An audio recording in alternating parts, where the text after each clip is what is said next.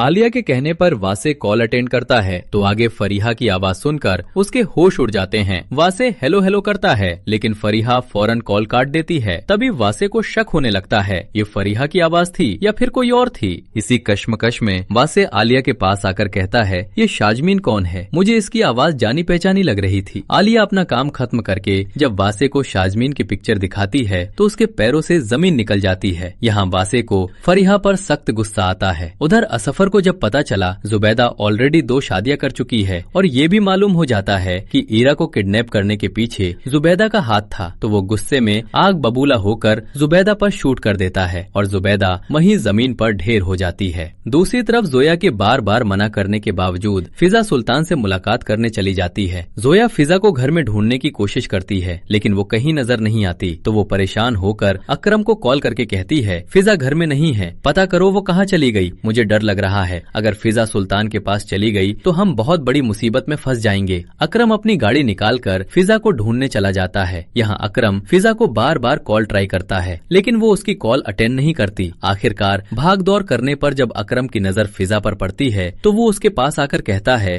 जोया ने तुम्हें कई बार समझाया सुल्तान के अड्डे पर नहीं जाना, लेकिन तुमने उसकी कोई बात नहीं मानी। कभी कभी इंसान को बड़ों की बात मान लेनी चाहिए। ये सुनकर फिजा अकरम से कहती है मैं सुल्तान को जेल के सलाखों में पहुंचाना चाहती हूँ और उसका वही हल यही है, सुल्तान के पास जाकर सबूत इकट्ठे करना। अकरम फिजा से कहता है वर्दा की बातों में आकर अपनी जान खतरे में डालने की कोई जरूरत नहीं। अकरम फिजा को जबरदस्ती गाड़ी में बिठाकर घर ले आता है। उधर वासे ऑफिस आते ही फरीहा को कॉल करके अपने पास बुलाता है तो फरीहा वासे से कहती है मुझे बहुत जरूरी काम है, मैं आज तुम्हारे पास नहीं आ सकती, कल का प्रोग्राम बना लो, हम साथ बैठकर डिनर करेंगे और एक दूसरे के साथ बहुत सारी बातें भी करेंगे। पहली मर्तबा यूं फरीहा का मिलने से इनकार करना वासे का शक यकीन में बदल देता है। वो घर आते ही आलिया से कहता है मैं तुम्हारी दोस्त से मिलना चाहता हूँ, मुझे उसके घर ले चलो। आलिया वासे के साथ जब फरीहा के घर आती है तो उन दोनों को साथ देखकर फरीहा के होश उड़ जाते हैं। वासे आते ही फरीहा को जोरदार थप्पड़ मारकर कहता है आज तुम्हारी सारी हकीकत सामने आ गई। तुम आलिया को बेवकूफ बनाकर शाजमीन बनने का नाटक कर रही थी ताकि तुम आलिया को मेरे खिलाफ भड़का सको, और उधर मुझसे मुलाकात करके आलिया के खिलाफ बातें करती थी ताकि मैं उसे डिवोर्स देकर अपनी जिंदगी से आजाद कर दूं। ये सुनकर फरीहा दोनों हाथ जोड़ते हुए वासे से कहती है मैं तुम्हारे बिना नहीं रह सकती, मैंने ये सब इसलिए किया ताकि तुम्हें हासिल कर सकूं। आलिया फरीहा की बात सुनकर अपने मुंह पर हाथ रख लेती है। उधर शान अपने घर वालों को राजी करके जनीरा को लेने उसके पास आता है तो दादी हंसी खुशी जनीरा को शान के साथ रुखसत कर देती है।